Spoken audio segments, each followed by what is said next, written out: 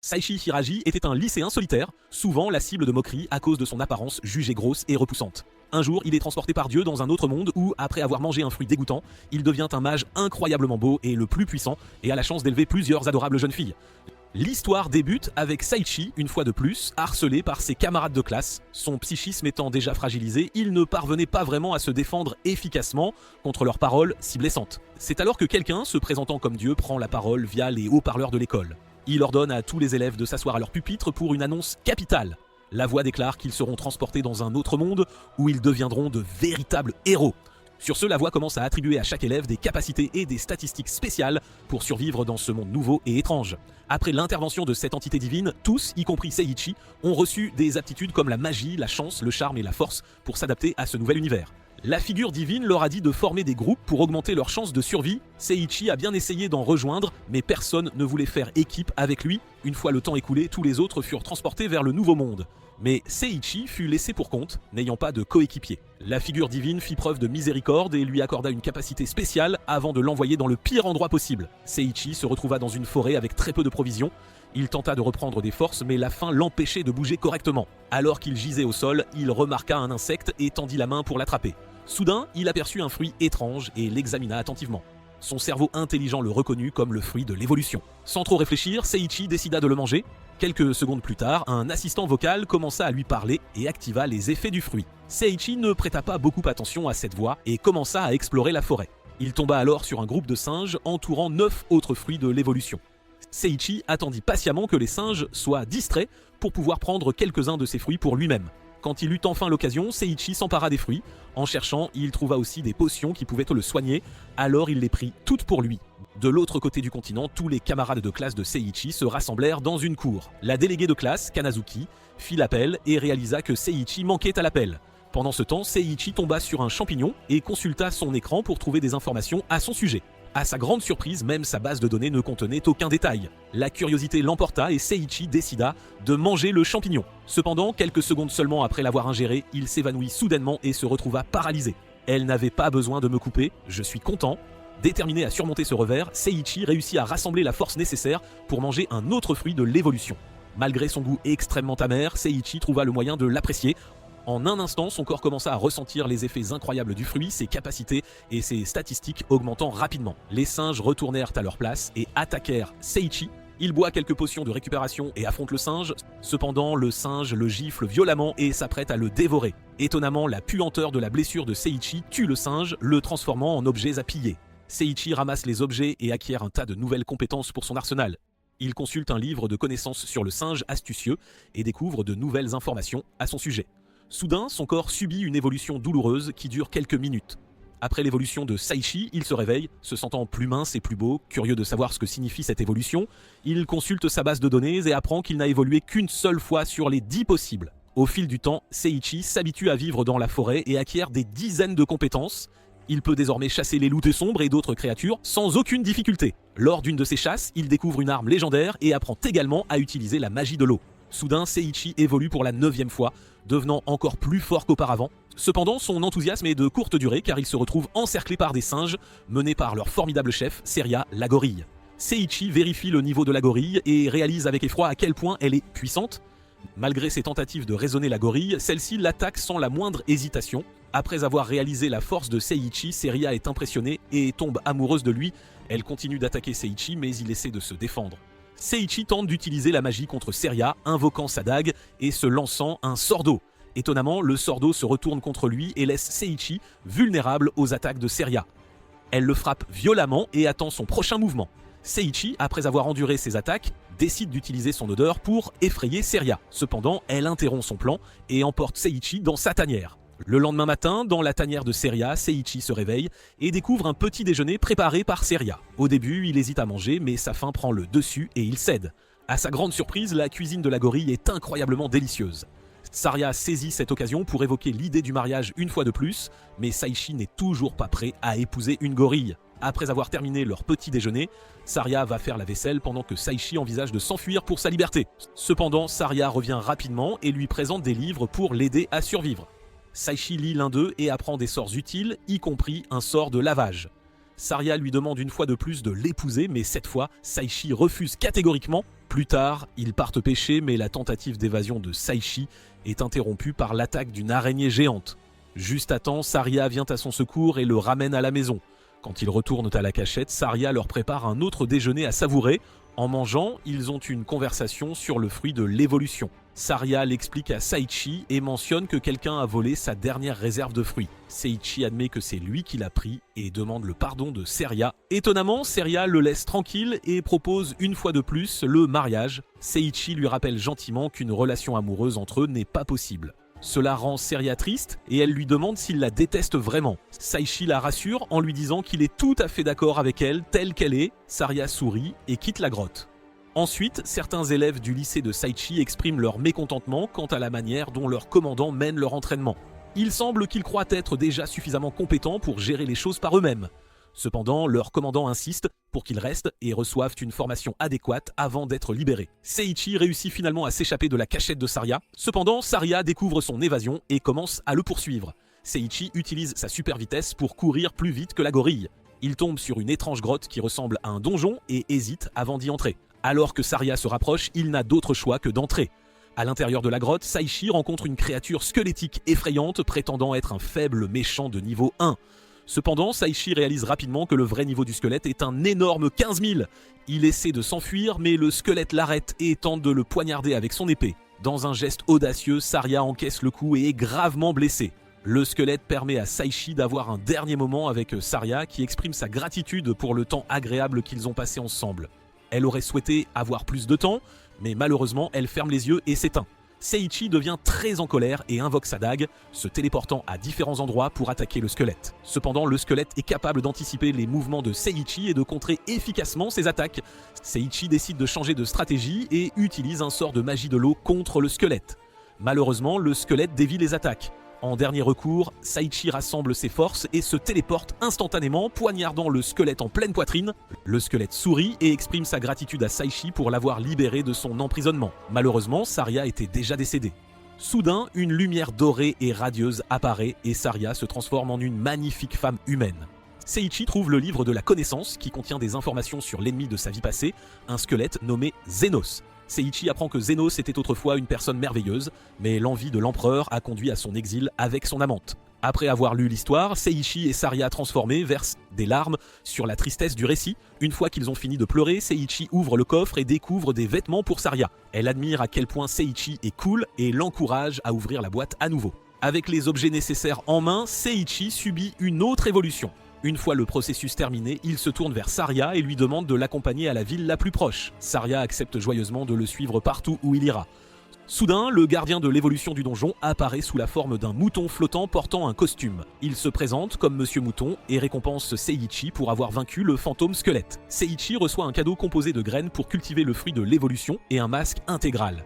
Avant d'être téléporté hors du donjon, Seiichi et Seria se retrouvent dans les plaines herbeuses avoisinantes. Seiichi prend la main de Seria et ensemble, ils commencent leur voyage vers la ville la plus proche. Alors que Seiichi et Seria entament leur voyage, ils tombent sur un puissant Slim de niveau 88, mais Saichi le vainc aisément. Dans un surprenant retournement de situation, son casque commence à briller et se transforme en une robe. Avec cette transformation, une lettre de Monsieur Mouton apparaît, expliquant que Saichi abandonne sa forme humaine.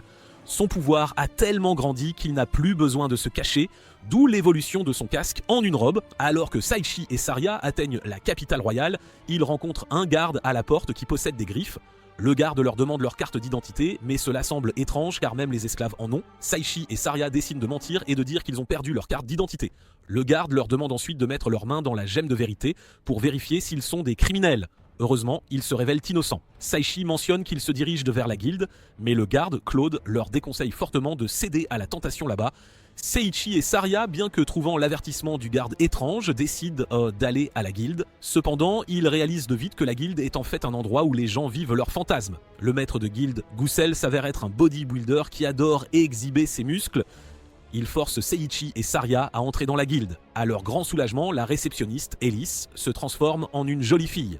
Pensant que les choses redeviennent plus normales, Saria convainc Seiichi de s'inscrire à la guilde dans l'espoir de retrouver ses amis d'école.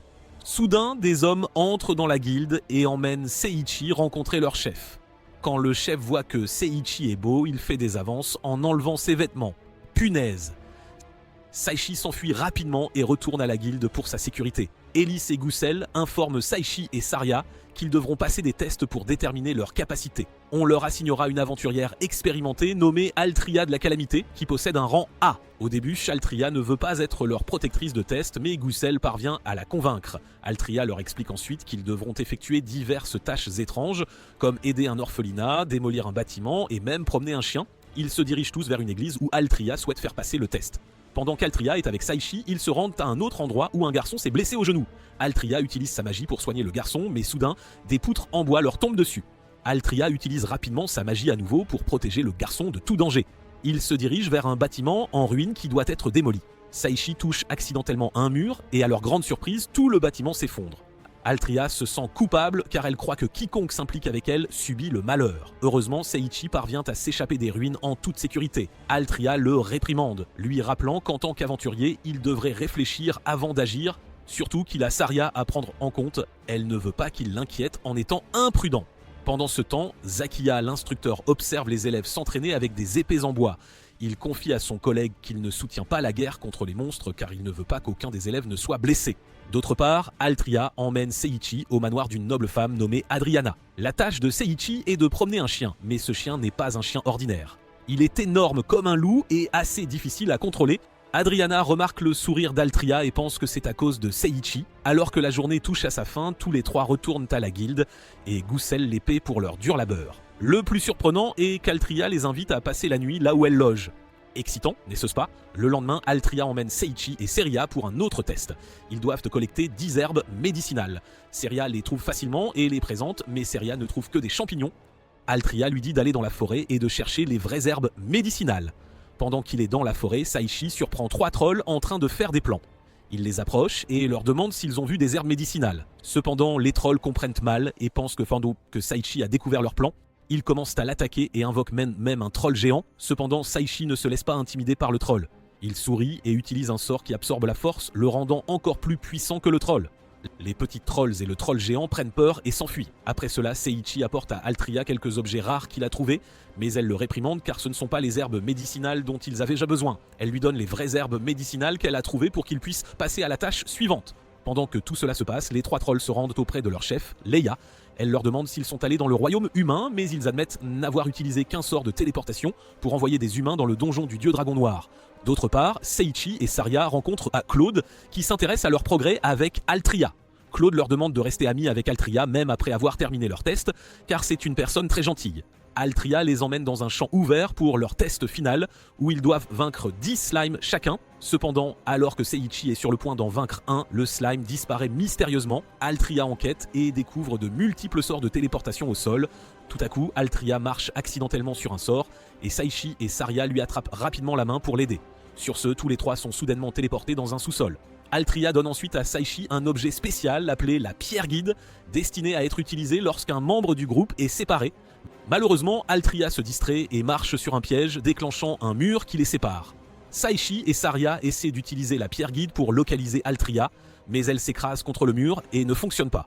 Pendant ce temps, Altria se retrouve seule face à de dangereux monstres. Seiichi et Saria tombent sur un coffre parlant avec lequel un seul d'entre eux peut interagir. Ils l'ouvrent et découvrent des objets utiles, mais la pierre guide commence à briller en rouge, indiquant qu'Altria est en grave danger. Pendant ce temps, Altria, se sentant faible, parvient à atteindre une porte, mais est soudainement attaqué par un redoutable dragon noir, le démon le plus puissant de l'armée du Seigneur Démon. Malgré le danger, Altria ne recule pas et déchaîne sa puissante forme berserk, connue sous le nom de Calamité. Le dragon noir est surpris par son immense force, mais il parvient à la frapper avec sa queue. À ce moment-là, Altria regrette de ne pas pouvoir dire au revoir à ses amis. Juste au moment où le dragon s'apprête à déchaîner une attaque enflammée, Seiichi et Saria apparaissent juste à temps pour sauver Altria de ses griffes. Altria ouvre les yeux et est stupéfaite de voir ses amis juste là, prêts à la secourir. Elle demande à Seiichi comment il a réussi à traverser l'épais mur pour la rejoindre. Seiichi explique avec assurance qu'il a simplement fracassé le mur et s'est précipité dans le donjon pour sauver leur ami du dragon démon noir. Seiichi donne ensuite à Altria une potion de guérison, prend bien soin d'elle et se prépare à affronter le dragon. Il défie le dragon sans crainte, maniant ses épées jumelles avec habileté. Alors que le dragon crache un torrent de feu, Seiichi esquive rapidement l'attaque et contre-attaque d'en haut. Le dragon noir contre rapidement les attaques de Seiichi, lui laissant peu de temps pour évaluer ses propres compétences. Seiichi réalise que le dragon est incroyablement puissant, de niveau 5000. Il tente d'utiliser l'absorption et la résistance aux liens, mais malheureusement cela ne fonctionne pas contre le dragon. Cela ne fait qu'irriter davantage le dragon, qui décide de déchaîner son attaque dévastatrice, l'enfer de la fournaise, pour en finir avec Seiichi. Cependant, Saria suggère d'utiliser le sort d'eau de la catastrophe de la chute pour affaiblir l'enfer de la fournaise. Seiichi écoute son conseil et utilise avec succès le sort pour arrêter l'attaque destructrice dans son élan. Le dragon devient encore plus furieux et essaie de piéger Seiichi dans un sort d'intimidation. Cette fois, Seiichi parvient à se libérer du sort et charge le dragon, déchaînant sa compétence ultime. Il active toutes les puissantes capacités qu'il possède et tranche le dragon en un néant absolu. Alors que le dragon subit sa défaite, des larmes coulent sur son visage avant qu'il ne disparaisse dans les airs. Seiichi s'agenouille, contemplant pourquoi le démon nourrissait une telle haine envers les humains. C'est alors que l'assistant vocal commence à améliorer ses capacités pour correspondre à sa force actuelle. Saria le serre fort dans ses bras et lui demande comment ils peuvent s'échapper du donjon. Seiichi devient anxieux car il n'a pas encore de plan. Il se lève et décide d'examiner la boîte d'objets laissée par le dragon, espérant trouver des indices pour s'échapper. En touchant l'un des objets, il obtient des parties du corps du dragon noir et acquiert la magie spatiale. Le visage de Seiichi s'illumine d'un sourire alors qu'il a enfin une idée de la façon de les ramener chez eux. Il retourne au coffre et découvre le long manteau du conquérant noir. Seiichi enfile le manteau puis examine le dernier objet de la boîte, qui s'avère être le livre de la connaissance révélant la vie passée du dragon. Apparemment, il s'avère que le dragon noir était autrefois un dieu pour les humains. Cependant, à cause de leur cupidité, ils voulaient utiliser ces parties du corps pour fabriquer des armes. Heureusement, le Seigneur Démon a sauvé le dragon à l'époque. Cependant, les humains ont invoqué des héros pour vaincre le Seigneur Démon et ont piégé le dragon dans le donjon pour toujours. Depuis lors, le dragon nourrissait une rancune tenace envers l'humanité. Seiichi se sent plein de remords et s'excuse auprès du dragon d'avoir mis fin à sa vie si facilement. Ils reçoivent un autre message de Monsieur Mouton disant qu'ils ont échoué au test de réunir le Seigneur Démon avec son dragon noir. Seiichi crie sur Monsieur Mouton et le supplie de les libérer de leur situation difficile. Monsieur Mouton s'en va et Seiichi utilise ses pouvoirs de téléportation pour ramener Altria, Saria et lui-même à la capitale royale. Alors qu'ils approchent d'un camp de la capitale, Altria se réveille dans les bras de Seiichi et lui demande de la lâcher. Seiichi insiste pour qu'elle reste immobile afin d'éviter d'autres blessures. Altria leur révèle son défaut, elle est née avec une malédiction qui apporte le malheur à ceux qui l'entourent. Seiichi et Saria expriment leur gratitude d'avoir Altria dans leur vie et l'encouragent à ne pas penser négativement. Ils retournent à la guilde et découvrent que tout le monde les cherchait depuis leur disparition. Altria, les larmes aux yeux, pleure silencieusement et s'enfuit précipitamment de la guilde. Seiichi la suit de près pour s'assurer qu'elle ne rencontre plus aucun problème ailleurs. Les trois trolls jouaient au blackjack quand Dame Leia, leur maîtresse, arrive avec de mauvaises nouvelles. Elle leur annonce la défaite du démon noir et avertit son peuple d'être prudent avec les autres. Seiichi cherche Altria partout mais il ne parvient pas à la trouver. Il décide de se renseigner sur l'endroit où elle pourrait se trouver et rencontre une noble dame qui lui en révèle davantage sur Altria. La dame demande à Seiichi de parler à Altria et de l'aider à retrouver confiance en elle. Seiichi accepte et sort de la capitale royale pour trouver Altria. Il la trouve assise dans un bâtiment en ruine, l'air abattu et déprimé. Seiichi l'appelle par son nom et entame une conversation avec elle. Altria se demande si elle pourra un jour être aimée des autres. Seiichi la rassure en lui disant qu'elle n'a pas à s'inquiéter d'une statistique insignifiante. Tant qu'elle aura des amis comme lui, elle trouvera certainement le bonheur et sourira sincèrement un jour. Alors que Saria s'inquiète pour Seiichi et Altria, Seiichi serre Altria dans ses bras et un moment de calme et de tendresse passe entre eux. Altria exprime timidement sa gratitude à Seiichi d'avoir été là quand elle en avait le plus besoin. Seiichi le minimise humblement, disant qu'il ne fait que veiller sur une amie. Il offre à Altria l'anneau du bonheur, un objet légendaire qu'il a obtenu plus tôt. Il place l'anneau à son doigt, l'assurant qu'il annulera sa malédiction et lui apportera double chance. Il partage ensuite les mots les plus doux avec Altria, la faisant rougir de partout. Cependant, elle le repousse brusquement et s'enfuit. Seiichi se demande ce qu'il a bien pu faire pour mériter un tel traitement de la part d'Altria, mais il décide de lui laisser de l'espace maintenant qu'elle semble être revenue à la normale. Plus tard cette nuit-là, Altria retourne à la capitale, anxieuse à cause de son cœur qui s'emballe chaque fois qu'elle est près de Seiichi. Elle ne sait pas qu'elle tombe lentement amoureuse de lui. Le lendemain matin, Altria évite Seiichi et Saria parce qu'elle se sent confuse. Pendant qu'ils prennent leur petit déjeuner, Saria mentionne qu'elle va aider la nonne Claire avec les orphelins. Seiichi décide de faire des recherches sur ce monde au lieu de partir en quête. Il demande à Guzel s'il y a des événements à venir et Guzel l'informe que d'autres pays ont des héros d'un autre monde pour vaincre le Seigneur Démon ressuscité. Ellis ajoute que Seiichi peut trouver plus d'informations à ce sujet à la bibliothèque royale. Pendant ce temps, l'empereur de l'Empire, Kaiser Sheld, se plaint à son conseiller parce que Zakia ne permet toujours pas aux étudiants d'avoir des combats pratiques. Le conseiller suggère un plan pour les envoyer à l'Académie de magie de Barbados avec des bracelets afin qu'ils obéissent aux ordres de l'empereur. À la bibliothèque royale, Seiichi lit des livres sur le Seigneur Démon. Cependant, il ne sait pas quoi croire car tous les livres dépeignent les démons comme des méchants et un homme qui leur fait du mal. Il est également difficile pour lui de lire des livres magiques car il acquiert de nombreuses compétences à partir d'un seul mot. Plus tard, Saichi va dans un café où il discute amicalement avec Winberg et North. Pendant ce temps, Altria est toujours confuse quant à ses émotions et rencontre Adriana qui l'invite à prendre le thé dans son manoir.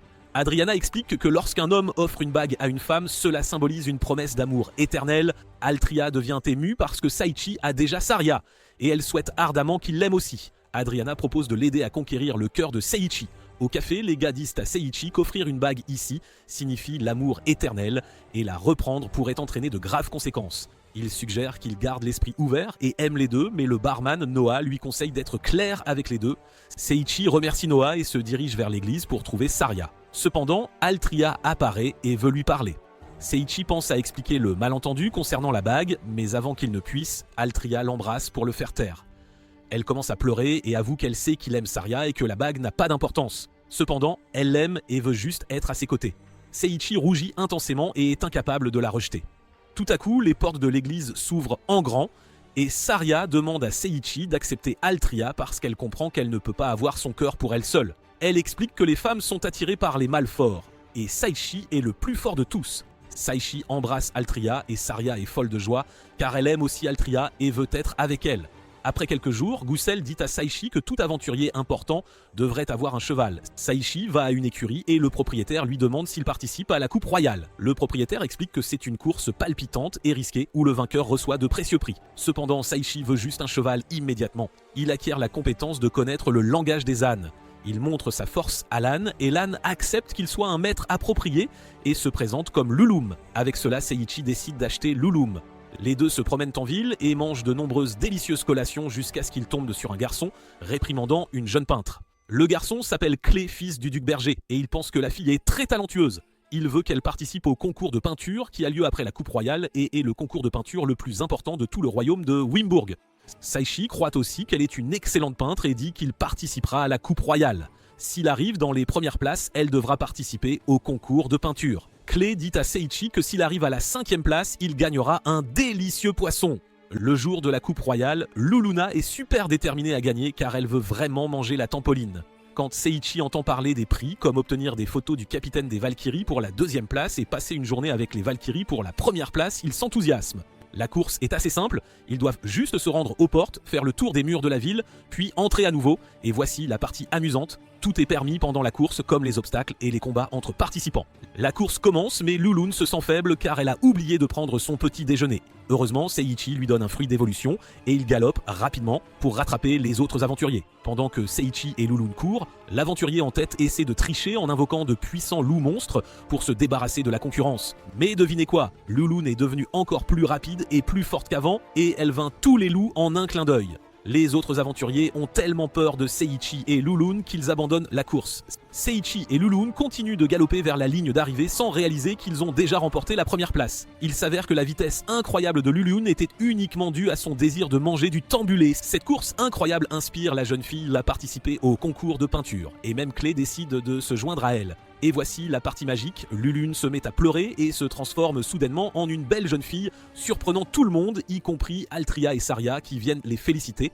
Altria a du mal à croire que Lulun s'est transformée en une belle femme, mais Saria fait quelque chose de super cool, elle se transforme en gorille rose pour montrer à Altria que tout est possible avec le fruit de l'évolution. Après cela, Altria emmène Lulun faire du shopping pour de nouveaux vêtements et elles se sentent toutes beaucoup plus à l'aise. Soudain, les Valkyries, Claudia et Lorna apparaissent au magasin de vêtements et mettent à donner des menottes magiques à Saichi, l'emmenant. Pendant ce temps, Leia a une réunion importante avec les capitaines des divisions de l'armée du Seigneur Démon. Ils incluent Zolawa, Zelos, Jade, Eurus, Lireta, Lucia et Kraes. Lucia a convoqué la réunion parce qu'elle veut former une alliance avec le royaume de Wimburg. Tout le monde est vraiment surpris quand Kraes s'oppose à l'idée de s'allier avec les humains. Kraes croit que les humains ont maltraité les démons pendant longtemps et ont même scellé le Seigneur Démon. Juste à ce moment-là, Leia lâche une bombe. Elle leur dit qu'un humain a en fait vaincu le puissant dieu dragon noir. Lucia, la fille du Seigneur Démon, est d'accord avec Leia et dit qu'ils ne peuvent pas s'attarder sur le passé. Ils doivent former une alliance avec les humains. Kraz essaie de convaincre Lucia du contraire en mentionnant une prophétie qui avertit des dangers de s'impliquer avec les humains. Les autres capitaines n'apprécient pas que Kraz parle à Lucia de manière irrespectueuse, alors ils le forcent à retirer ses mots et même à pleurer. Leia les avertit qu'ils regretteront leur décision, mais les capitaines restent fidèles à Lucia. Pendant que tout cela se passe, Kraz est occupé à comploter ses plans maléfiques. Au château du royaume de Wimburg, Claudia et Lorna disent à Siachi qu'il peut passer du temps avec les Valkyries en récompense d'avoir remporté la coupe royale. Elle l'emmène à la zone d'entraînement où il voit Louise, la capitaine des Valkyries, vaincre sans effort de multiples adversaires. Louise défie ensuite Saichi à un combat amical à l'épée et elle n'acceptera pas de refus. Ils se font face avec des épées en bois, prêts à montrer leurs compétences. Sur une autre note, un groupe de nouveaux étudiants est téléporté à Barbados. Rookies rencontre des camarades de classe arrivés plus tôt, mais ils semblent différents maintenant, agissant de manière impolie et autoritaire. Ils défient Rookies et les autres à vaincre plus de monstres qu'eux. Cependant, Kanazuki n'est pas intimidée et s'oppose à leurs exigences. Alors que Saichi et Louise continuent leur combat amical, elle est étonnée par sa capacité à esquiver ses attaques. Seiichi, bien que réticent, puise dans ses compétences cachées et vainc Louise sans lui causer de mal. Cela laisse toutes les Valkyries sous le choc, car leur chef n'avait jamais été vaincu auparavant. À la surprise générale, Louise s'agenouille devant Seiichi et lui demande d'être son maître. Plus tard, pendant que Claudia et Seiichi savourent une tasse de thé, Louise exprime sa gratitude de l'avoir sauvée de la solitude. Elle explique que ses compétences exceptionnelles à l'épée lui ont rendu difficile de se faire des amis. Cependant, Claudia verse des larmes de joie car le cœur de Louise est maintenant en paix et Louise est ravie d'avoir quelqu'un qui se soucie d'elle. Elle se serre de fort dans les bras. Soudain, une servante crie, les informant que quelqu'un a attaqué le roi. Les Valkyries passent à l'action, mais Louise insiste pour que Saichi rentre chez lui, car il ne devrait pas être impliqué dans les affaires du château. Cependant, Saichi active sa compétence de vision du monde et utilise ses sens pour rechercher le coupable. À sa surprise, il s'avère que c'est juste une enfant nommée Auriga. Alors qu'elle essaie de s'enfuir, elle tombe accidentellement du toit, juste là où Saichi se tient. Même si elle est habile avec les kunai, ce n'est pas de taille face aux capacités de Saichi, alors il l'assomme rapidement. Juste au moment où cela se produit, les Valkyries arrivent et Saichi les informe qu'Auriga est l'assassin. Louise assigne ensuite Lorna pour l'interroger puisque le couteau qu'Auriga a utilisé pour poignarder le roi est maudit d'un sommeil éternel. Malheureusement, il n'y a pas de remède connu pour cette malédiction et le roi ne se réveillera pas. Seiichi demande alors à Louise de l'emmener voir le roi et il est complètement choqué de découvrir que Ramzurf est le roi. Après que Louise ait présenté son frère à Seiichi, qui se trouve être le chef de la division magique, Saichi commence à se sentir un peu nerveux. Cependant, il sait au fond de lui qu'il a beaucoup de magie en lui, même s'il ne sait pas encore vraiment comment l'utiliser. Avec cela, il décide de placer ses mains sur le corps endormi du roi et ne cesse de répéter qu'il ira mieux. Et devinez quoi ? C'est comme un miracle se produit. Saichi parvient à créer un charme spécial qui annule la malédiction et juste comme ça, le roi Ranzarf se réveille. Le roi est si reconnaissant qu'il promet de récompenser Saichi avec tout ce qu'il désire. Pendant que tout cela se passe, il y a cette personne nommée Zakia qui a l'occasion de rencontrer l'empereur de l'Empire Kaiser, Shell de Vol. Zakia veut savoir où sont les étudiants humains et deviner ce que l'empereur leur dit. Il dit que ces étudiants sont en fait traités comme des esclaves et envoyés à l'académie de Barbados. C'est tellement injuste. Zakia est vraiment contrarié et commence à se disputer avec Kenji et Kanazuki sur la raison pour laquelle ils sont si maltraités là-bas. Juste à ce moment-là, deux gars costauds apparaissent et commencent à se moquer d'eux. Ces gars affirment que la raison pour laquelle ils ont été envoyés à l'académie est d'apprendre la magie et de devenir les plus forts en vainquant tout le monde. De retour au château royal, les Valkyries décident de prendre un bon bain et tout le monde est toujours étonné par le souhait que Saichi a fait au roi. Saichi veut s'entraîner à la magie et à l'escrime avec Louise et les autres. D'autre part, dans l'Empire Kaiser, Zakia est en complète incrédulité lorsqu'il découvre que leurs étudiants ont été envoyés à l'Académie de Barbados. L'empereur explique que son conseiller Helio leur a mis des bracelets, rendant impossible pour eux de révéler leur véritable identité. Soudain, une flèche traverse la fenêtre, mais Zakia la détruit rapidement avant qu'elle ne puisse blesser l'empereur. Ils partent immédiatement à la poursuite du responsable. L'empereur soupçonne que le coupable pourrait être un démon et Hélios suggère que le roi Ranzarf du royaume de Wimburg forme des alliances avec les démons, ce qui est considéré comme une trahison puisque l'empereur veut éliminer les démons. Cependant, l'empereur rassure tout le monde en disant qu'il a déjà pris des mesures en envoyant des forces attaquer le roi. Pendant ce temps, de retour au château royal, les filles de Saichi partent à sa recherche et Florio est complètement surprise d'apprendre que Seichi est marié à Saria, a une petite amie nommée Altria et a même une servante loyale nommée Lulu. Et pour couronner le tout, Louise est également considérée comme faisant partie du harem de Seiche parce qu'elle le voit comme son maître. L'interrogatoire intense d'Auriga commence et Lorna devient sérieuse. Elle sort son arme secrète, un délicieux plat de porc, et taquine Auriga en le lui montrant, la faisant souffrir parce qu'elle ne peut pas le manger. Cela a vraiment contrarié Seiichi et il y met fin. Même Louise pense que Lorna est allée trop loin, alors il décide de donner le plat à Auriga pour qu'elle le mange. Plus tard, Louise découvre qu'Auriga porte un collier et qu'elle a reçu l'ordre d'attaquer le roi. Auriga démontre qu'elle est électrocutée si elle essaie de retirer le collier. Pendant ce temps, dans l'Empire Kaiser, l'empereur se met en colère lorsqu'il apprend que Auriga a échoué et Helio l'assure que si elle ne suit pas ses ordres, elle mettra fin à ses jours dans la forêt. Zakiya commence à remettre en question sa loyauté envers l'empereur après avoir rencontré l'archer qui a attaqué l'empereur l'autre jour. L'archer dit à Zakiya qu'il cherchait à se venger pour une jeune fille démon qui vendait des fleurs en ville. En raison des ordres de l'empereur, les gardes peuvent blesser des démons innocents dans la ville. L'archer exhorte Zakiya à cesser d'être une marionnette et ils finissent maintenant par se battre avant que l'archer ne parte et retourne au château royal.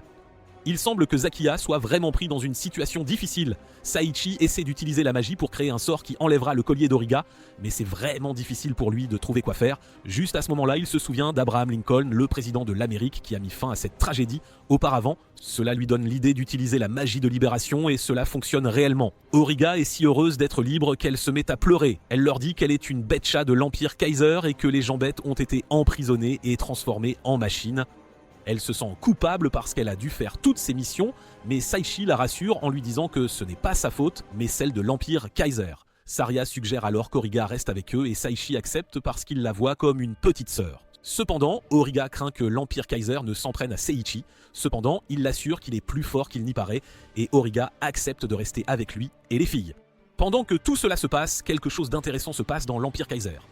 Helio et Kreis parlent et ils réalisent qu'ils doivent changer leur plan parce que Lucia veut faire équipe avec Ranzurf. Helio décide d'invoquer un tas de monstres pour leur nouveau plan. Quelques jours plus tard, Saichi pratique toujours sa magie avec Florio.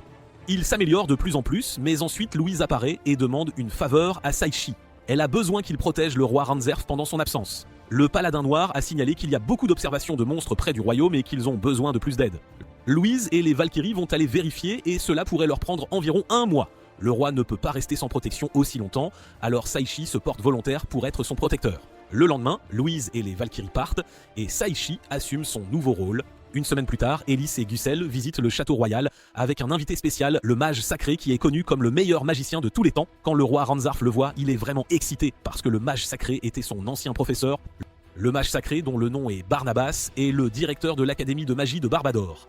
Il dit au roi que depuis que l'empereur de Kaiser a amené des héros d'un autre monde, les problèmes n'ont cessé d'augmenter. Un chevalier se précipite pour dire au roi qu'un énorme groupe de monstres puissants, environ 5000 d'entre eux, est apparu dans la forêt voisine et commence à envahir. Le problème est que la forêt est sans protection car les Valkyries ne sont pas là. Pendant que Louise et ses Valkyries se préparent à combattre les monstres à la frontière, quelque chose d'inattendu se produit. Claudia arrive avec de mauvaises nouvelles. Elle leur dit qu'un autre groupe de monstres attaque la capitale. Il s'avère que Kreis est derrière tout cela et il est heureux à l'idée que la ville de Wimburg soit rapidement prise. Pendant que le groupe de Saichi et les aventuriers se préparent à protéger la ville des monstres, Seiichi prend les choses en main et mène les aventuriers en première ligne. Seiichi veut vraiment se joindre au combat, mais Barnabas lui conseille d'attendre et d'observer pour l'instant. Saria et Lulu montrent leur force incroyable en vainquant sans effort les monstres, tandis que les autres aventuriers contribuent également en attaquant les monstres. Même les chevaliers admettent que les aventuriers sont plus forts et il est révélé que Nor était autrefois un assassin. Les filles de Saich prouvent à quel point elles sont fortes, surtout Auriga. Elle a réussi à vaincre des centaines de monstres d'un seul coup.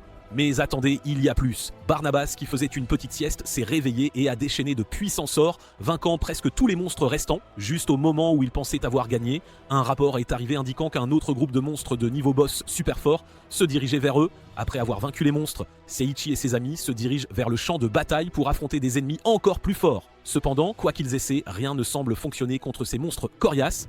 Seiichi commence à réfléchir très fort à une solution et réalise qu'il a besoin d'un puissant sort à longue portée pour les éliminer tous d'un seul coup. Sans perdre de temps, Seiichi parle à Barnabas de son plan pour un grand sort.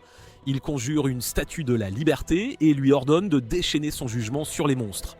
Au début, rien ne se passe, mais après quelques secondes, la statue abat tous les monstres dangereux dans les plaines, y compris Ellis et Gussel. Saichi commence à se demander si Gussel et Ellis étaient vraiment aussi dangereux que le sort les avait fait paraître. Pendant ce temps, Kraz, qui a vu toute son armée être anéantie, devient agité sur son trône, ne sachant pas quoi faire ensuite. Soudain, la statue de la liberté le frappe d'un puissant jugement foudroyant, le laissant vaincu. Suite à la bataille, Saichi gagne des niveaux, devenant bien plus fort que la plupart des gens. Ranzurf, lui, décide de quitter Saichi et ses compagnons pour continuer à garder les murs, allant voir son peuple. Oroga court vite vers Saishi qui lui donne une petite tape affectueuse sur la tête. Ils partagent d'un doux moment quand Barnabas a une idée amusante. Il demande à Saishi de rejoindre son académie en tant que professeur. Saishi décline poliment, disant devoir rester protéger le roi et la ville. Mais Barnabas propose un plan rusé, se déguiser pour assister secrètement à l'académie. Finalement, Seiichi n'a d'autre choix que d'accepter, ses compagnons trouvant aussi l'idée géniale. Après avoir vaincu les monstres, Saichi retourne en ville et profite à nouveau de la vie. Il sort séparément avec chacune de ses épouses, les faisant toutes se sentir aimées et chéries. Un jour, Saria rend visite à Saichi dans sa chambre et lui demande d'emmener Origa s'amuser. Le visage de Saichi s'illumine de joie et il accepte la demande d'Origa. Il emmène sa petite sœur au parc de l'orphelinat où ils s'amusent beaucoup ensemble. Pendant ce temps, Saichi passe aussi un moment privilégié seul avec Saria, lui exprimant son amour. Plus tard, un grand dirigeable apparaît dans le ciel annonçant le début d'un concours de peinture. Saichi ne perd pas de temps et emmène Saria au concours. Ils sont émerveillés par les magnifiques tableaux exposés. Un tableau en particulier attire leur attention. C'est une œuvre magnifique de Saichi chevauchant sa fidèle jument Lulu. L'artiste, Mei, remporte le concours avec son incroyable tableau. Après, Mei rencontre Saichi pour lui annoncer une nouvelle excitante. Elle a reçu une invitation pour étudier avec Berger à son académie dans une autre ville. Mei demande la bénédiction de Saichi et il la lui accorde gracieusement. Les Valkyries reviennent à Wimburg et Louise exprime sa gratitude à Saichi pour ses actions courageuses en protégeant leur ville. Ailleurs, Leia et Kreis rencontrent l'essence du Seigneur Démon. L'essence les réprimande de ne pas causer assez de désespoir et de chaos pour le faire revivre. Leia a l'idée troublante d'attaquer l'Académie royale de magie de Barbados, ciblant les enfants royaux et nobles qui y étudient. Alors que Seiichi et ses filles quittent la ville en calèche, ils se disent leurs adieux. Seiichi n'a que des remerciements et des éloges pour les gens qu'il a rencontrés et avec qui il a tissé des liens en ville. Barnabas demande à Seiichi s'il regrette de partir, mais Seiichi lui dit qu'il ne regrette rien du tout. Barnabas l'informe qu'ils sont presque à l'Académie de magie quand un héros étrange saute sur sa calèche et s'y accroche sans permission. Saichi se réveille d'un rêve effrayant où lui et Saria combattent un garçon fort aux cheveux argentés et Saria est gravement blessée. Juste à ce moment, Barnabas annonce qu'ils ont atteint l'Académie de magie de Barbador. À l'Académie, Kanazuki est surprise car elle sent quelque chose de familier dans le bureau de Barnabas. Barnabas dit à Saichi et aux filles que l'Académie est divisée en deux groupes. Les enfants royaux et nobles ne se mélangent pas bien avec les enfants ordinaires choisis par l'Empire Kaiser. Spéciaux car potentiels héros. La nouvelle tâche de Saichi est de maintenir la paix à l'école et d'aider à former les enfants super talentueux pour qu'ils soient à la hauteur des héros potentiels. Saria et Lulune seront étudiantes et Altria enseignera aux aventuriers, aidant Saichi toujours étonné de sa vie. Il était très différent, mais maintenant, grâce à un fruit spécial, il sera professeur dans une grande académie. Barnabas informe Saichi qu'il sera responsable de la classe F, pleine de fauteurs de troubles. Une professeure nommée Béatrice fait irruption dans le bureau et confronte Barnabas. Pour être partie sans rien dire, la laissant avec tant de travail, Béatrice prend le relais, expliquant qu'elle enseignait la classe F et montre à Altria et Lulune où ils étudieront avant de partir. Elle avoue à Saichi que la mauvaise réputation de la classe F n'est pas due aux enfants, mais à son incapacité à les faire briller. Quand Saichi entre dans sa nouvelle classe, il est accueilli par une blague et trouve seulement 4 élèves peu accueillants. Ailleurs, dans une grotte secrète, Kraes et Leia complotent pour ramener leur dieu sombre, le grand mal, en utilisant des étudiants de Barbados comme sacrifice. Cependant, leur plan est contrarié quand Demiolos et Angeria les surprennent, insistant pour aller eux-mêmes à l'académie que le plan soit prêt ou non. La classe F se présente. Le premier, avec une étrange coiffure de protagoniste d'anime, est Agnos, un garçon impoli ayant gagné 999 combats. Dès qu'il voit Saria, il tombe amoureux d'elle. Cependant, son amour disparaît vite quand elle se présente et leur montre qu'elle peut se transformer en gorille. Saichi et Origa couvrent ça en disant que c'est un tour de magie. Ensuite, Brud, prince de l'Empire Kaiser, est présenté comme un garçon arrogant qui ne s'entend pas avec Agnos, le considérant inférieur. Vient ensuite Hélène Rosa, une jolie fille qui n'aime pas parler. Et enfin, le plus étrange de tous, Baird Lutra, un garçon qui ne communique qu'en écrivant sur des pancartes et utilise une tête d'ours pour cacher son visage. Après avoir rencontré les élèves, Seiichi doute de pouvoir les enseigner, même s'ils ne sont que 4. Au même moment, Kanazuki renifle autour de l'académie, suivant l'odeur de Seiichi, et rencontre Eiri. Excité par l'odeur, Eiri s'élance pour trouver Seiichi. De retour en classe F, Béatrice suggère à Seiichi de vérifier les compétences des élèves lors d'une leçon pratique et ils acceptent le défi avec enthousiasme. Seiichi et Béatrice sortent discuter avec Barnabas de la raison pour laquelle la classe F est connue comme la classe des décrocheurs. Pendant ce temps, Saria reste avec les autres, annonçant qu'elle est la femme de Saishi, ce qui les surprend totalement. Elle se vante de la force de Saishi et il se dirige vers la zone d'entraînement où il tombe sur la classe S d'élite, menée par Theobald Kaiser, le prince héritier et grand frère de Brud. Il commence à les taquiner mais s'arrête net en voyant Saria complètement subjuguée par sa beauté. Il essaie de l'inviter mais elle le rejette avec un sourire fidèle à Saichi. Théobald, se sentant vaincu, jure de se venger lors de la compétition de classe. Après cela, Saichi arrive et demande à ses élèves de lui montrer leurs compétences. Il leur dit qu'il n'utilisera pas de magie pour des combats équitables, mais cela met Hélène en colère car elle pense qu'il les sous-estime. Elle décide d'être la première à l'affronter. Hélène commence à l'attaquer avec une intensité et une haine surprenantes. Pendant ce temps, dans une forêt lointaine, Demiolos et Angeria se vantent du nombre d'étudiants qu'ils peuvent éliminer et décident de rivaliser. Hélène est très habile avec ses 2 épées rouges. Elle surprend Seiichi par ses mouvements rapides, le blessant presque. Elle lance une forte attaque, mais Seiichi la bloque et la rattrape pour l'empêcher de tomber. Par accident, il la touche de manière inappropriée, ce qui la met en colère et elle le frappe. Vient ensuite Agnos. Mais Brud suggère que les 3 garçons s'allient contre Seiichi et Agnos accepte à contre-cœur. Seiichi est excité de voir à quel point ils travaillent bien ensemble. La bataille commence et les garçons montrent un excellent travail d'équipe, mais Seiichi gagne en utilisant un peu de magie. Au lieu de se fâcher, les garçons sont abattus car ils ont encore perdu face à la magie. Ces 4 élèves ne peuvent pas utiliser la magie, alors Seiichi utilise sa vision spéciale pour les examiner et découvre qu'ils ont des chaînes magiques qui les retiennent. Saichi est vraiment bouleversé de les voir ainsi. Cela lui rappelle son passé où il était harcelé pour des choses qu'il ne pouvait pas contrôler. Saichi commence à comprendre pourquoi le directeur l'a amené ici et cherche un moyen de libérer la magie de ses élèves. Saichi s'inspire d'Abraham Lincoln et lance un sort complexe qui brise leur chaîne magique. Hélène est la première à ressentir le changement.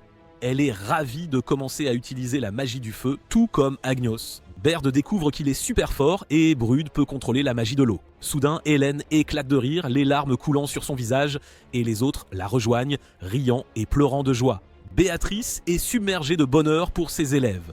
Pendant ce temps, Kanazuki est sur la piste de Saichi et tombe sur Altria qui est effrayé par son flair et s'enfuit. L'odeur de Seiichi est aussi sur Lulu, ce qui déroute vraiment Kanazuki. Plus tard, pendant le déjeuner, Seiichi traîne avec son groupe de filles et Kanazuki le trouve enfin. Elle ne le reconnaît pas d'abord, mais quand il la regarde, elle se précipite pour lui faire un gros câlin juste devant les autres filles. Au même moment, Demiolos et Angeria arrivent aux abords de la cité de l'Académie et traversent facilement la barrière magique. Angeria utilise ses pouvoirs pour s'assurer que les gardes ne peuvent pas envoyer d'alerte concernant leur arrivée. Altria devient super jalouse et donne du fil à retordre à Seiichi, pensant que Kanazuki est une autre de ses petites amies. Elle la réprimande, disant que ce n'est pas ainsi qu'une professeure devrait agir. Alors que Seiichi pense que tout se calme, Kanazuki renifle et comprend qu'il porte l'odeur de 4 filles différentes. Celle qu'elle a sentie plus tôt. Kanazuki veut savoir ce qui se passe avec les filles, étant la meilleure amie de Saichi depuis l'enfance. Cela ne plaît pas à Altria, Lulu et Altria qui tiennent bon, affirmant être sa petite amie, sa servante et sa sœur. Cependant, elles ne font pas le poids face à Kanazuki. Saria intervient, déclarant qu'elle est la femme de Saichi, ce qui déconcerte totalement Kanazuki. Béatrice intervient et les fait tous se calmer dans une pièce pour régler les choses. Elle leur dit qu'il n'y a pas besoin de se battre car elles ont tout un lien spécial avec Seiichi. Elles commencent à partager ce qu'elles aiment chez lui. Kanazuki raconte sa rencontre avec Seiichi quand ils n'étaient ni que de petits enfants. Elle était harcelée par d'autres enfants pour ressembler à un garçon, mais Seiichi l'a défendu, même si cela signifiait qu'il était aussi harcelé. Seiichi décide qu'il est temps d'être honnête avec son groupe et révèle qu'il vient du même endroit que Kanazuki. Il reprend son ancienne apparence, un enfant petit, pas très frais, potelé et peu attrayant. Il admet qu'un fruit spécial l'a transformé en le Seiichi plus cool qu'elle connaisse et s'excuse d'avoir gardé ce secret. Cependant, Saria lui dit qu'il est toujours le même homme dont elle est tombée amoureuse pour sa personnalité, pas son apparence. Elle se transforme ensuite en gorille et lui dit que peu importe sa forme, passée, présente ou future, elle est toujours Saria et il en va de même pour lui. Après, Kanazuki dit à Seiichi qu'il vaut mieux qu'il ne s'implique pas avec elle, car si les élèves de ce monde découvrent ce qu'il était avant, il pourrait être attaqué. Cependant, les filles de Saichi disent qu'il est maintenant très fort et qu'elle n'a pas à s'inquiéter. Alors qu'elle part, Origa voit le bracelet que Kanazuki porte au poignet et le montre à Saichi. Kanazuki dit que l'empereur de l'Empire Kaiser l'a donné à tout le monde, affirmant qu'il sert à augmenter leurs compétences. Soudain, une fureur inhumaine engloutit Seiichi et son pouvoir est libéré dans le monde entier. Tous les royaumes ressentent la montée de puissance et tous les bracelets se brisent. Alors que Seiichi est sur le point d'être dévoré par sa fureur, Saria le réveille et il redevient normal. Il dit alors à Kanazuki que ces bracelets servent à contrôler les gens. Le directeur Barnabas se joint à la conversation, disant que l'empereur Kaiser allait les utiliser pour vaincre l'armée du Seigneur Démon, puisque le royaume de Winburg tente de forger une alliance avec le royaume démon. De plus, l'Empire Kaiser ne veut qu'aucun royaume ne fasse d'alliance car ils veulent tous les dominer. Après cela, Kanazuki demande à Seiichi de la laisser rejoindre son harem dans un nouveau rôle. Elle veut être sa grande sœur. Tout cela est entendu par Eri, heureuse de revoir Seiichi. Pendant ce temps, Demiolos et Angeria prennent un café, discutant de cette puissance sombre qu'ils ont ressentie. Soudain, ils reçoivent un message d'Elio leur disant que les bracelets des élèves sont brisés et que la puissance sombre ressentie a accru la force des ténèbres du grand diable. Le lendemain, les élèves de Saishi viennent lui demander de l'entraînement, déterminés à surpasser la classe S au prochain concours scolaire, et Saishi accepte de les aider. Pendant l'entraînement, ses élèves lui lancent tous les nouveaux sorts qu'ils ont, mais il les arrête sans transpirer. Pourtant, il ne peut se débarrasser de la sensation d'une étrange énergie qui bouillonne en lui. De nulle part, Théobald de la classe S apparaît et commence à dénigrer Saishi et ses élèves. Cela énerve vraiment Hélène et elle sort ses doubles épées. Théobald la reconnaît comme venant du petit empire Velia et la nargue, avertissant que sa patrie est sur le point d'être engloutie par le puissant empire Kaiser. Avec un ricanement, il déclare qu'ils seront écrasés au concours de classe et s'en va. Boosté par cela, la classe F intensifie son entraînement avec Saichi et Béatrice en tête. Ailleurs, Demiolos et Angeria s'éclatent dans la ville de l'Académie, grignotant des friandises et s'offrant de nouvelles tenues. Cependant, leur plaisir est interrompu quand un enfant aux cheveux argentés et à l'aura sinistre les réprimande, les laissant tremblants de peur. Quelques jours plus tard, le grand concours scolaire débute et tout le monde est stupéfait d'apprendre que la classe S et la classe F s'affronteront en premier. Cependant, il y a un rebondissement. Saichi est introuvable, coincé dans une boucle à cause d'un mauvais sort. Le premier affrontement est prévu comme un combat royal entre Théobald de l'Empire Kaiser et Brud. Alors que le match s'intensifie, Demiolos et Angeria s'invitent et ligotent magiquement le directeur Barnabas. Angeria annonce qu'ils viennent de l'ordre du Grand Diable et qu'ils ont un plan ignoble pour sacrifier les étudiants. Soudain, Demiolos lance un sort qui piège tous les spectateurs dans une cage de lumière et quiconque tente de s'échapper est encore plus serré. Théobald, furieux, attaque, mais Angeria esquive avec agilité, transformant ses camarades en marionnettes qui se mettent à l'attaquer. Brut se jette dans la mêlée pour aider et Agnos déchaîne ses compétences de feu pour abattre les étudiants contrôlés. Voyant le chaos, Brut suggère à Théobald et aux autres de s'unir pour affronter le duo fauteur de troubles, Demiolos et Angeria. L'équipe de 5 fonctionne vraiment bien et ils parviennent à suivre la puissance d'Angeria. Quand il lui arrache son masque, elle devient super en colère et jure de les anéantir. Il s'avère que ce masque n'était pas juste pour le spectacle, il contrôlait son pouvoir de feu infernal. Avec sa pleine puissance libérée, elle anéantit les 5 héros en un rien de temps. Alors qu'Angeria est sur le point de frapper Hélène, Béatrice traverse la barrière de feu et l'arrête net. Angeria taquine Béatrice d'essayer de sauver les élèves et retourne Agnos contre elle. Il commence à attaquer, mais Béatrice le frappe avec son livre de cours et lui ordonne de se ressaisir. Comme autrefois, l'esprit d'Agnos la reconnaît et il brise le masque qui le contrôlait, redevenant lui-même. Agnos hors de danger, Béatrice montre sa force dans un affrontement avec Angeria et à la joie de tous, elle gagne la bataille. Cependant, Demiolos leur rappelle qu'il est toujours là et commence à électrocuter le directeur Barnabas pour attirer leur attention. Angeria se réveille et lui demande de lui donner une partie de son pouvoir pour continuer à se battre, puisqu'ils sont tous deux apôtres du grand ordre du diable. Il explique que seul lui est un apôtre car il a reçu une portion du pouvoir du grand diable et un blason est apparu sur son corps comme preuve. Angeria est alors absorbé par le grand diable. Le combat entre Demiolos et Béatrice commence et il se révèle bien plus puissant qu'Angeria, la mettant facilement KO. Les élèves de la classe F interviennent et commencent à combattre Demiolos, mais ils ne font pas le poids. Béatrice se lève pour les protéger et Demiolos rit de sa volonté de mourir pour ses élèves. Heureusement, Saichi arrive juste à temps pour arrêter Demiolos. Quand Saichi voit tout ce chaos, il devient super en colère et ses yeux virent au rouge. Demiolos a peur pour sa vie, il essaie d'utiliser chaque once de pouvoir qu'il a pour combattre Seiichi, mais peu importe ses efforts, Seiichi est invincible. D'un seul coup de poing, Seiichi l'assomme et tout le monde acclame sa victoire.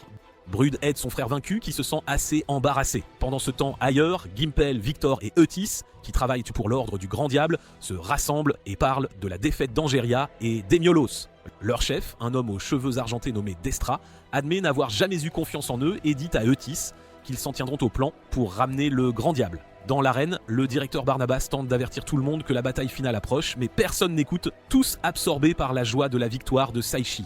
Ils ignorent que l'esprit de Demiolos persiste et avec son dernier souffle de pouvoir, il lance une attaque électrique sur Seiichi.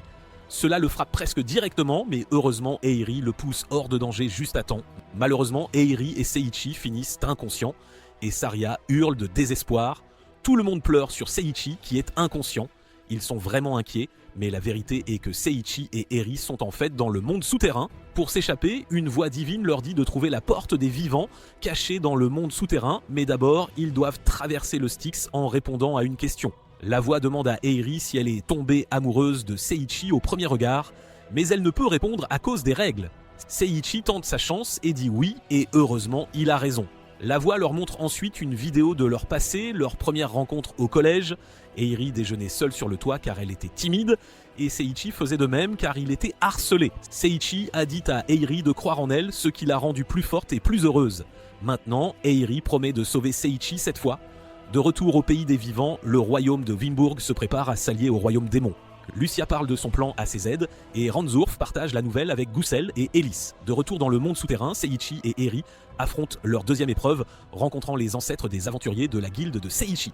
Seiichi doit naviguer dans un labyrinthe géant pour protéger sa porte personnelle d'eux. Seiichi et Eri parviennent à vaincre deux adversaires, mais luttent contre le chef qui utilise une technique similaire aux 1000 ans de la mort de Naruto, clouant Seiichi contre un mur. Malgré l'attaque, Seiichi riposte et vainc le chef, leur permettant d'échapper au labyrinthe et de monter les escaliers vers la porte des vivants. Avant de quitter le monde souterrain, la voix de Dieu invite Seiichi à vérifier son statut. Seiichi et Eri se réveillent dans le monde des vivants, provoquant des larmes de joie chez tout le monde. Cependant, Eri semble distante et soudain, Louise, la chef des Valkyries, apparaît gravement blessée. Quelques jours auparavant, au royaume de Wimburg, Gussel et Elis cherchaient de nouveaux membres pour leur guilde car ils étaient sur le point de s'allier au royaume démon. Malheureusement, personne n'était assez bon jusqu'à l'arrivée de Victor. Il a les cheveux blonds et il est tellement doué, tellement talentueux qu'on le laisse rejoindre le groupe sans la moindre hésitation immédiatement. Plus tard, Lucia et son équipe arrivent au grand château du roi Ranzurf. Lui et la guilde, avec Gussel et Elis, leur réservent un accueil chaleureux. Au même moment, dans l'Empire Kaiser, les habitants manquent d'énergie, ce qui inquiète énormément Zakia. Zakia surprend Helio et Kreis, ravis de voir l'Empire Kaiser tomber sous le contrôle du Grand Ordre du Diable. Ils puisent là la mauvaise énergie de la famille royale et de tous les habitants du royaume. Zakia, furieux, tente d'éliminer Helio, mais ce dernier s'échappe, se moquant de Zakia pour son impuissance à l'arrêter. Zakia part chercher de l'aide dans d'autres contrées, se souvenant d'une ancienne promesse faite à l'empereur Arf de s'unir si leur foyer était menacé. Sur son chemin vers le royaume de Wimburg, il rencontre Destra, un homme doté d'une terrifiante puissance obscure et d'une grande faux. Zakia sort son épée, un cadeau de l'empereur Arf, mais il sait qu'il n'est pas assez fort et se prépare au combat. Au moment où ils sont sur le point de s'affronter, Louise intervient et sauve Zakia. Elle lui dit qu'elle est en mission à la Barbade pour trouver Siechi et partage ses inquiétudes concernant le partenariat entre Ranzer et Lucia. Siechi lui assure qu'ils s'en occuperont. Alors que tous tentaient de former une alliance au royaume de Wimburg, ils ont rencontré des problèmes à cause de leurs divergences. Cependant, Viter leur a rappelé de mettre ces différences de côté et de s'unir.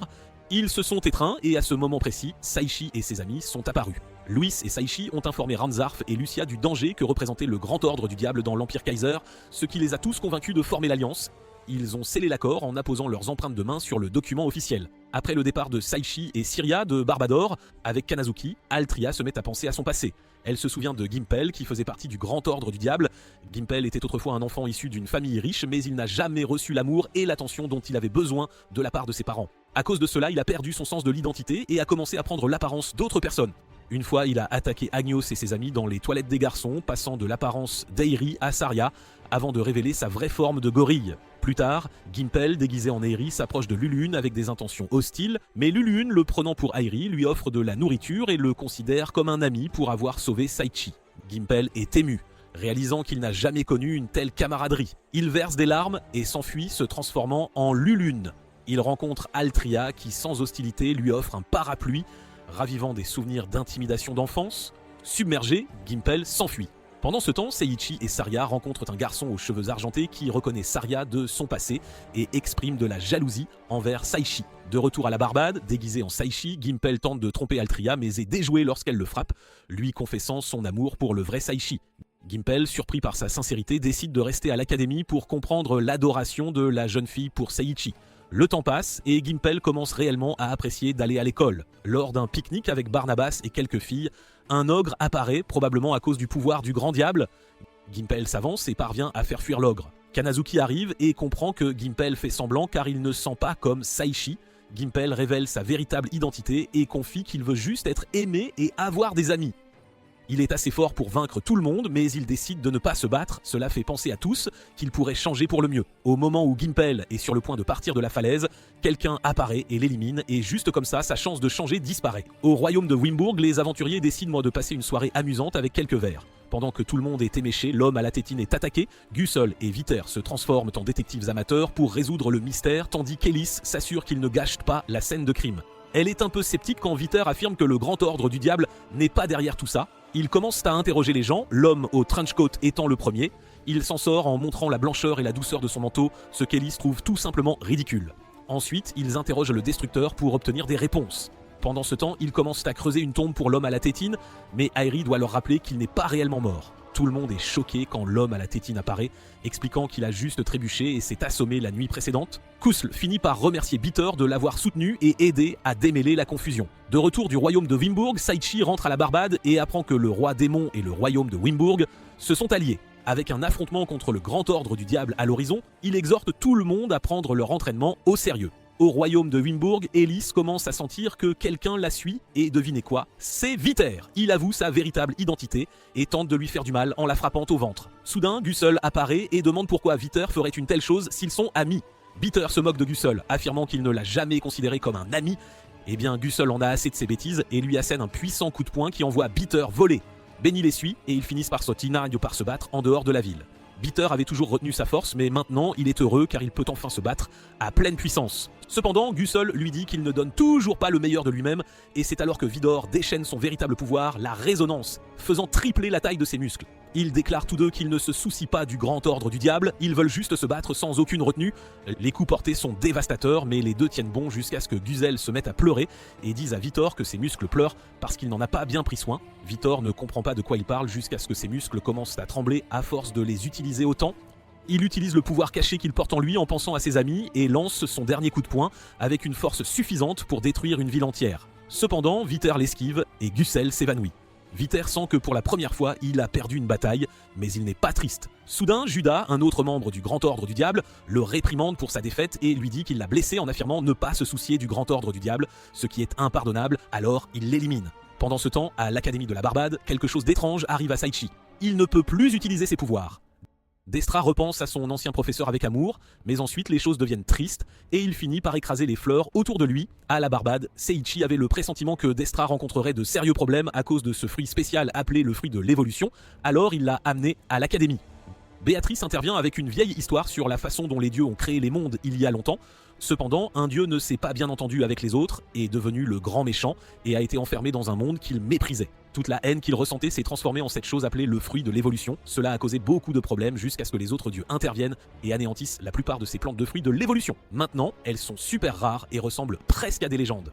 Barnabas explique que manger trop de fruits de l'évolution vous transforme en un festin pour le grand et méchant diable qui ne pense qu'à la tristesse et à la destruction. Tout le monde est sur les nerfs quand Seiichi laisse échapper qu'il a mangé 10 de ces fruits, ce qui est le maximum autorisé. Béatrice partage un peu du passé de Destra, il était un enfant de l'Académie de la Barbade il y a des lustres. Le pauvre a perdu ses parents dans une bataille et Barnabas est intervenu pour s'occuper de lui, l'inscrivant à l'Académie. Destra admirait vraiment le professeur Rivera qui était super gentil avec tous les enfants et était aussi très belle.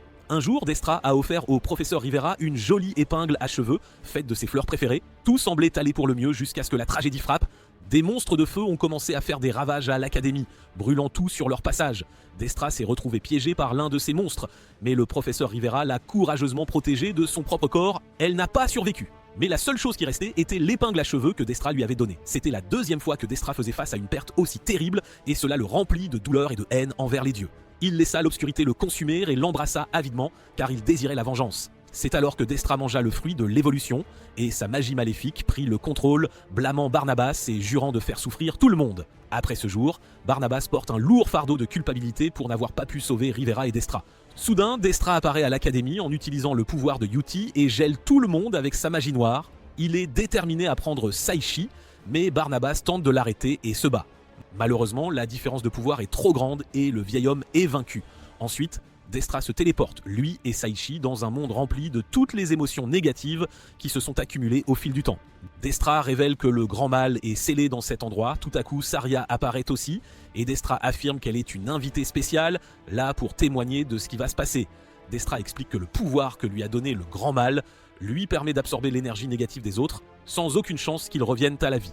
Il était censé recueillir le désespoir des autres pour ressusciter le grand diable, mais il s'est lassé d'attendre. Alors maintenant, il prévoit d'utiliser l'énergie négative de Saichi pour ramener le grand mal, et ensuite se débarrasser de Saichi lui-même. Saichi est confus quant à la raison pour laquelle Destra ferait une telle chose, et Destra révèle qu'il y a de nombreuses années, il a juré de détruire tous les dieux qui ont créé le monde qui lui a causé tant de souffrances. Le combat entre Seiichi et Destra commence, et comme la magie de Seiichi ne fonctionne pas correctement, il ne peut se battre qu'avec ses épées.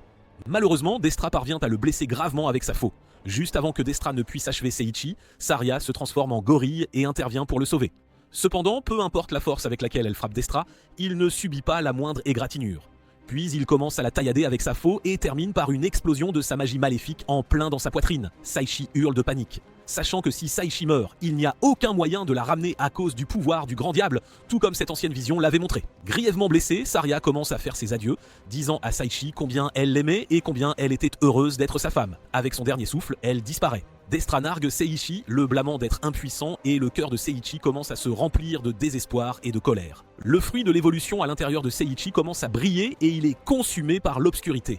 Soudain, Seiichi ouvre les yeux et voit toute sa vie défiler devant lui. Depuis son arrivée dans ce monde, des souvenirs remplissent son esprit et il se rappelle à quel point il était heureux. Destra lui dit qu'ils sont similaires parce que la vie a été injuste envers eux deux. Seiichi, sachant que sa véritable forme se trouve dans l'autre monde, commence à abandonner. C'est alors qu'il se souvient de l'amour de Saria et dit à Destra qu'ils ne sont pas les mêmes. C'est parce que Seiichi a ressenti la douleur qu'il peut comprendre celle des autres et être bon, ce qui lui a permis de gagner l'amitié et l'amour de son entourage. C'est alors que l'esprit de Saria apparaît, demandant à Seiichi de ne pas abandonner avant de lui faire un câlin et de disparaître. Le fruit de l'évolution dans le cœur de Seiichi commence à battre et il se transforme en la véritable forme de l'amour. Seiichi ressemble maintenant à un prince de conte de fées avec une magie qui insuffle la vie à tout. Les plantes commencent à pousser et toutes les personnes que Destra avait anéanties reviennent, y compris Gimpel et Vitor. Saichi dit à Destra qu'il a atteint la pleine puissance de l'amour et ils reprennent leur bataille. Destra lui lance sa magie noire, mais la magie remplie d'amour de Saichi est trop forte. Destra ne comprend pas pourquoi ses attaques ne fonctionnent pas et Saichi en profite pour le terrasser. Destra se met à pleurer, pensant qu'ils étaient amoureux les mêmes et qu'il est maintenant seul.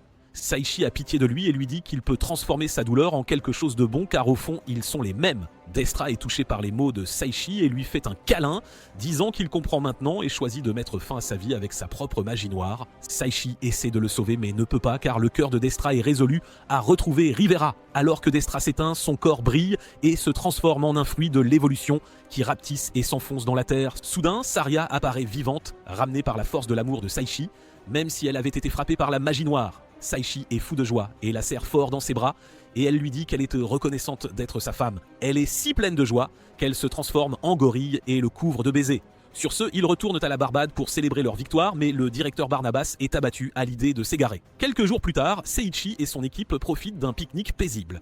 Gimpel décroche un emploi à Barbador et Angeria peut revenir et continuer à aimer les excursions gourmandes. Même Destra trouve la paix, retrouvant Rivera dans une prairie pleine de fleurs. Eudice est le seul à être resté seul, submergé par la magie noire.